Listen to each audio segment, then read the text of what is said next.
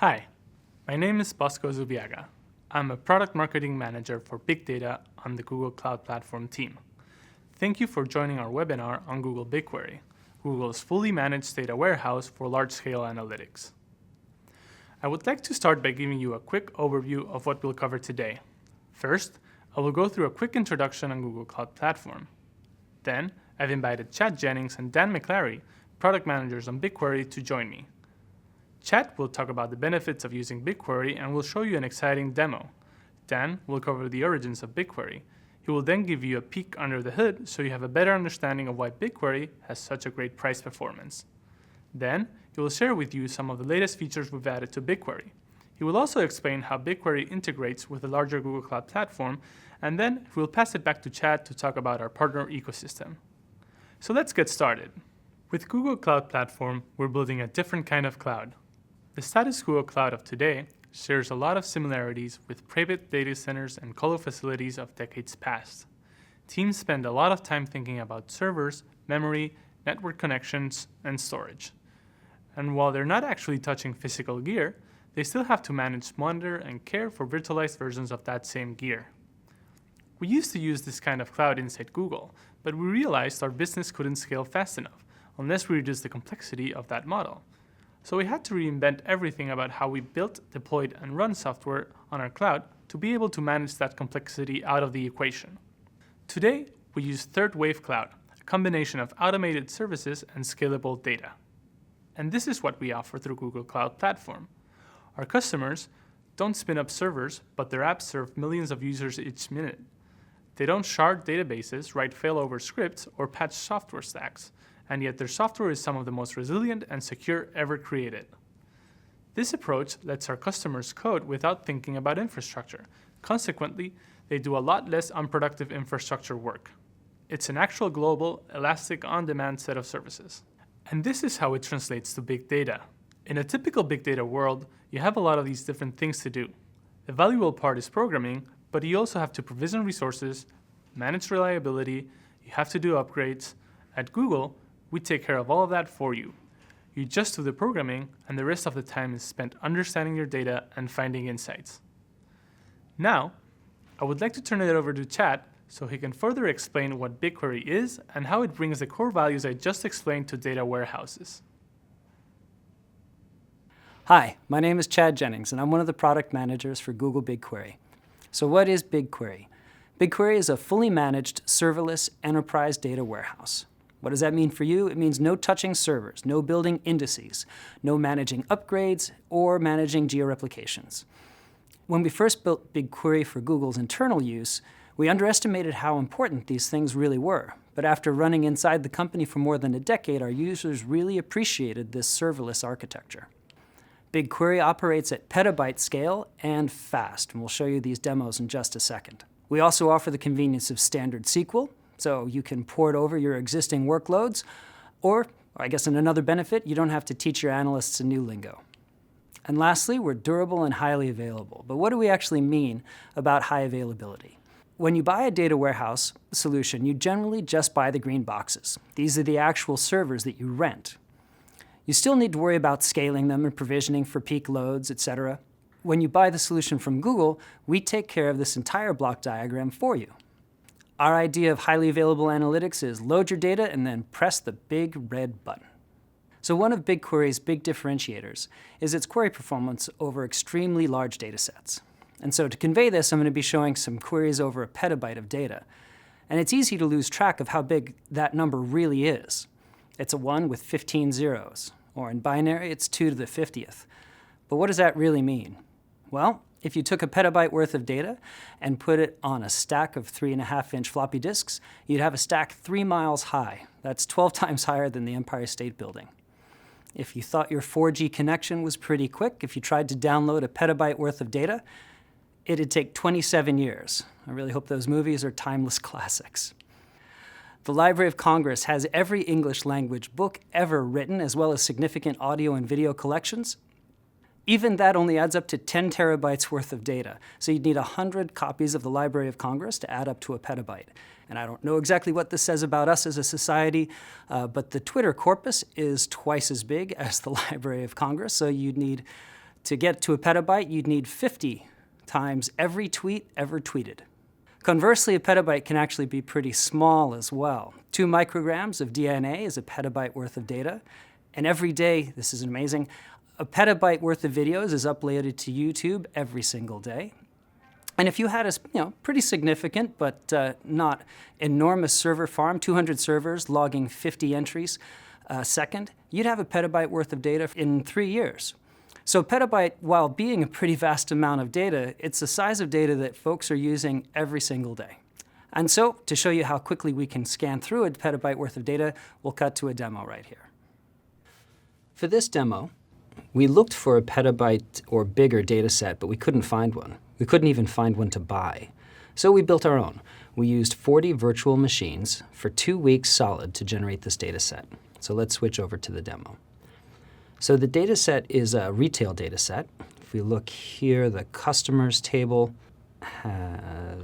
it's an 8 terabyte table with 4.7 million rows. The products table is half a gigabyte with 2 million rows. And the fact table is the sales partition table. And this one is the big one at 1.09 petabytes and more than 1 trillion rows. There are some tricks you can play with columnar data stores. I wanted to show you that we're not doing any of that. We're not taking advantage of column compression by having the same element multiple times. In fact, this table compresses really poorly because it's got so many unique floating point values. And we don't have large padding fields, i.e. a section of the table that we're not actually scanning. So I'll just run through and show you the preview here. You can see that it's actually populated with unique numbers, and a lot of them are floating points. So the first query that we're going to run is a select star over the entire table with a filter on the sales order key. And so what this will do is it'll pick out all the columns, obviously, and that's not normal processing for BigQuery. Generally, you just pick the columns that you want, but we wanted to hammer the database with a big fat query. So let me get this thing started here. Okay, and we'll move on to another example that's a little bit more interesting while that first query runs. So the second query here computes the total sales by day for a particular customer. And note that we do filter by customer because that means we can't just use pre-computed aggregations. So I'll go ahead and get this one running now too. All right, so now we're back with the results from these queries. The first query took about 4 minutes to process 1.09 petabytes on a pay-as-you-go instance that took no time to set up. That's actually pretty impressive.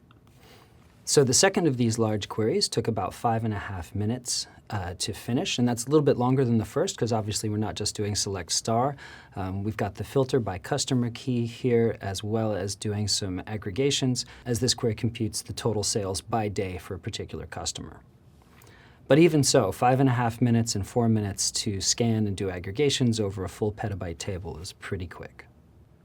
The previous queries are quite large, but we can use partitioning to save both time and money. So let's run essentially the same query, but over a period of time. So let's say we just want to find customer sales in a month's worth of data. So we set up a partition here to select January of 2005, and I'll go ahead and run the query. And so while that's going, what if we wanted then only to see how fast we could do, oh, there we are, it finished, less than 10 seconds. Now let's see if we wanted to see actually how far we can push this. So how fast can we do a partition scan on this petabyte sales data? So I'll just select January 4th of 2005, and let's see how that one goes.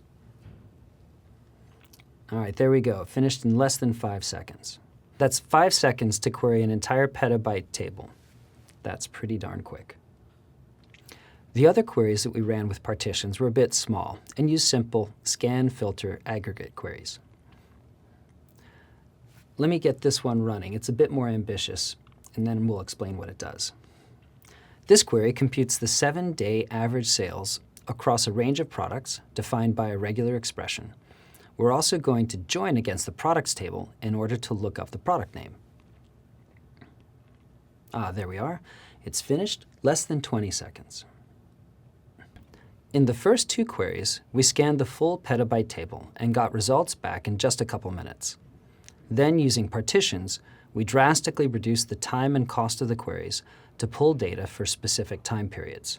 The last query is a relatively complex one, using regular expressions, partitions, a join, and aggregations to return the 7-day average sales of a range of products taken from that petabyte table, all in less than 20 seconds. That's pretty darn fast. We'll head back to the talk. Now that was a cool demo. After seeing that, I'm sure you're wondering what makes BigQuery so fast and how BigQuery was developed. And now, I'm gonna turn it over to Dan so he can explain where BigQuery came from, how it works, and the influence it has had on the big data industry. Hi, I'm Dan McCleary, part of the BigQuery team. Now, we've heard a lot about how BigQuery can really change organizations for the better with its ability to analyze petabytes of data. We've also heard a lot about what BigQuery practically is. But after hearing all of this, it's worth reflecting for a moment. How did we get here? Where did BigQuery come from? And that's what we're going to look at right now. Now, it's important when we think about where BigQuery came from to think about Google's long history of tackling big data problems. At Google, we like to publish papers, and we like to tell the world what we've been building because we think it helps other organizations build things that are truly revolutionary. This goes all the way back to our earliest days. In 2002 and 2004, we published a pair of papers about systems called GFS and MapReduce. These papers actually gave the initial idea to Doug Cutting for the Apache Hadoop project, which has taken the big data world by storm. More recently, we've published papers on data flow and TensorFlow, systems which have generated a lot of excitement around streaming data and analytics and machine learning. One of the papers that we published was called Dremel, and this was about a system that we built inside Google that's been really important to the development of the big data ecosystem. So what was the Dremel paper? Well, the Dremel paper was based on a system that was written by an engineer here called Andrei Gubarev. Now, Andrei had a problem. He was trying to write MapReduces over many, many, many logs, and it took a long time. This is a problem analogous to what many people using open source big data problems have dealt with. Now, what Andrei did is he started storing his logs in a columnar format, and then he wrote a little SQL query engine over it. And it was way faster, and that was really interesting. And soon he'd attracted the attention of an intern and some other engineers, and there was a snowball effect, and Dremel became a big deal. And this paper was a bit of a hallmark for the big data space as well, because this paper gave rise to both the Apache Parquet storage project and to SQL on Hadoop solutions like Cloudera's Impala and Apache Drill. Now, where is Dremel today? Well, Dremel today is still used inside Google. Dremel is Google's mission-critical data warehouse. It's been in production for 10 years. It's in every Google data center. And for internal usage, we query on the order of exabytes of data a month. That's an order of magnitude bigger than the petabyte we were talking about earlier. And what does that stack up to? That stacks up to quadrillions of rows scanned every month. And 80% of Googlers use it every day, some of whom don't even know it. And Dremel is BigQuery. When you use Google Cloud BigQuery, you're using Dremel. It's the same system. We launched it to the public as a beta in 2010 and made it generally available in 2012. It's the same engineering team and the same code base. It's exactly the same system brought to you. And in the past 5 years, we've been busy improving Dremel. We just didn't write it and let it sit idle. You take a look at the graph here. The yellow line shows you the number of code changes to Dremel over the last 5 years. And these are the same code changes that go into BigQuery. Each of the blue flags represents a major milestone that we think is important to customers. These are things like Dremel X, which we'll talk about in a moment, and some of the other things that we've done around faster data ingestion and better support for the SQL language. Well, that's 5 years of innovation, but what have we done lately? Well, to take a look at this, we first have to take a look at BigQuery's architecture. Now, importantly, BigQuery disaggregates storage and compute. Now, this allows us some real advantages. We can summon thousands of virtual CPUs in an instant to service a query. However, this is all dependent on Google's incredibly fast data center networking. Because our networks have a petabit bisection, it means that even though that storage is separate from compute, it runs as if it was all on the same gigantic machine. So that petabyte can be scanned and processed incredibly quickly. Now, one of the improvements we made was to the way that Dremel actually allocates these virtual CPUs to the task at hand. Let's take a look at the Dremel architecture from 2006 to 2015. Now, in this case, we relied on what we called a long-lived serving tree. Now, this looks very similar to those of you coming from the database world to a directed acyclic processing graph or a query plan. And that's exactly what it is. Now, this was very useful in terms of being able to optimally scan and process lots of data for common queries. However, for certain kinds of queries, it maybe wasn't ideal. So recently, we produced something called Dremel X. And this architecture is much more dynamic. You can think about this as Dremel's optimizer, or BigQuery's optimizer, getting much smarter about how to allocate compute units in an instant to the queries at hand. Now, what does this mean for you? This means massive joins get faster, most queries got an order of magnitude faster, and everything just works. And Dremel X is available as part of BigQuery now. Users who switched to this system didn't even know they switched. They just woke up and queries got much faster. And we continue to make improvements like this to BigQuery every day. Now, we've talked a little bit about how BigQuery takes advantage of a legacy of big data advances inside Google. But where does it fit within Google Cloud Platform's data architecture, or your own data architecture? Well, let's take a look. Now, if we zoom in, one of the things we might really care about is the fundamentals of data warehousing or big data systems. Where do I load and store data? And then how am I going to analyze and understand that data? Now, if we look at the load and store side of the house, you can see three things that really form the heart of that part of our reference architecture. You have Google Cloud Data Flow, which is used for ETL, streaming aggregation, and a number of other things. You have Google Cloud Storage, which is designed for incredibly low-cost, planet-scale storage.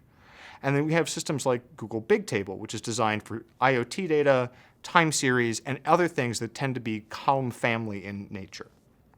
Now, on the analysis side, we've got BigQuery, which obviously we've been talking quite a lot about. But for those of you who want to take advantage of the open source big data space, like Hadoop and Spark, we offer Google Cloud Dataproc. And this allows you to run the latest versions of Hadoop and Spark in a fully managed cluster in seconds. I have an arrow between these two things that says full integration. And what does that mean?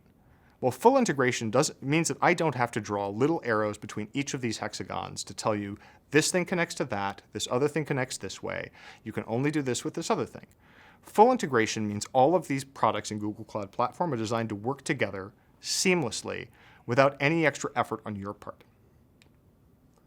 But what about other things? There are other things that we do with data other than load and store it and analyze and understand it.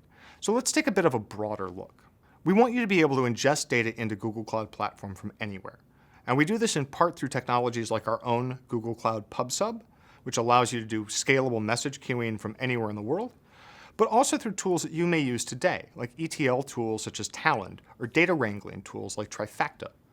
And on the other side, we know that it's important that you be able to visualize data the way that you want to, explore it easily, and share it with others, which is why both BigQuery and Google Cloud Dataproc are fully integrated with solutions like Tableau and MicroStrategy, as well as with our own solutions such as Google Analytics 360 and its Data Studio 360 project, and with things like Google Cloud Data Lab, which provides data scientists a flexible environment to both write their own code and integrate with systems like BigQuery. Now, we talked earlier in this webcast about the fact that BigQuery is fully managed. And what does fully managed mean? Well, we think fully managed means getting more. It means that as a BigQuery user, you get solutions like dynamic execution immediately. You wake up one day and BigQuery just got a lot faster. Your queries got easier to write. It also means things like Project Poseidon come to you and you wake up and things get better. Poseidon allows you to all of a sudden load new kinds of files, such as Avro file formats. It also means that most ingestions got 10 times faster. And you get this all just one day without having to do anything. And then things like consistent scheduling. As we mentioned, BigQuery's architecture allows us to summon a vast number of CPUs instantaneously to service your query.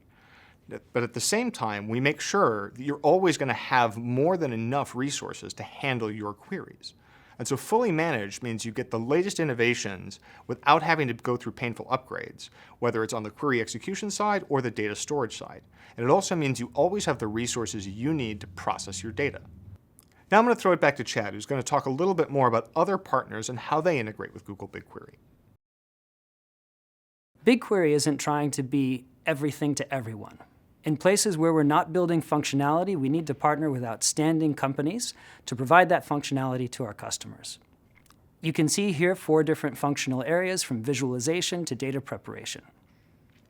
It's important for BigQuery to use these other technologies so that you as a company, if you use MicroStrategy or if you use Talend or Tableau, you can still use those tools but have BigQuery as your backend. Thanks for taking the time to watch the webinar. On behalf of my other speakers, I just wanted to extend that thank you. And if you're curious about learning more, you can go to cloud.google.com/BigQuery. Take care.